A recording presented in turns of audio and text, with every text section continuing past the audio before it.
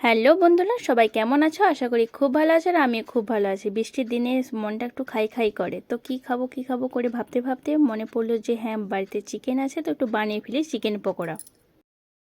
তো 500-র মতো boneless chicken আছে। তো এটাকে আমি ভালো করে ধুয়ে একটা পাত্রে দিয়ে দিলাম।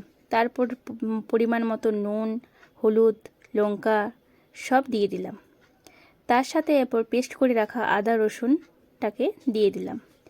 এদিকে সয়া সস আর টমেটো সস দিয়ে দিলাম একটু বেশি করে, কারণ এটাতে একটু বেশি করে সস দিলে ভালো লাগে।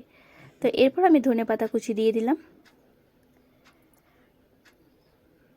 তারপরে আমি পাতিলেবুর রস দিয়ে দিলাম। যদি ভিনিগার থাকে সে দিতে পারে, কিন্তু আমি পাতিলেবুর রসটাই ব্যবহার করলাম। এরপর আমি কর্নফ্লাওয়ারটা দিয়ে ভালো করে হাতে করে মাখিয়ে নিলাম। তো ভালো করে হাতে করে মাখিয়ে নিলে আমার খুব ভালো লাগে, কারণ চামচ দিয়ে সেই রকমভাবে মাখানো যায় না। এরপর আমি ডিম দিয়ে দিলাম একটা, তার সাথে চাট মশলা দিয়ে দিলাম, তার সাথে কিছু কারি পাতা দিয়ে দিলাম। এরপর একটা কড়াইয়ে তেল দিয়ে দিলাম। ভালো করে ওটা মাখিয়ে একে একে ভেজে নেব চিকেন পকোড়া।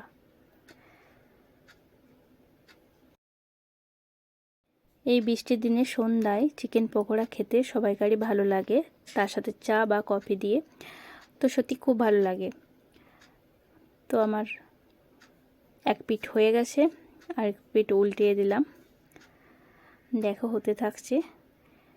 তো সত্যি কথা বলতে কি, খেতে খুব সুন্দর হয়েছিল। আমি করেছি বলে বলছি না, এইভাবে চিকেন পকোড়া খেতে আমার সত্যি খুব ভালো লাগে। অসাধারণ লাগিয়েছিল আমার। তো তোমরা কে কে বাড়িতে এরকম করে চিকেন পকোড়া বানিয়ে খাও আমাকে অবশ্যই কমেন্টে জানিও। কে কে খেতে ভালোবাসো চিকেন পকোড়া আমার মতো?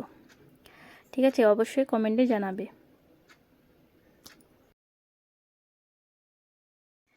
তাহলে আর কি বলবো, আজকের মতো বিদায় নিচ্ছি। চলো ভালো থেকে সব, টাটা। আবারও আসবো অন্য কোনো একটা রেসিপি নিয়ে। আজকের মতো টাটা, বাই।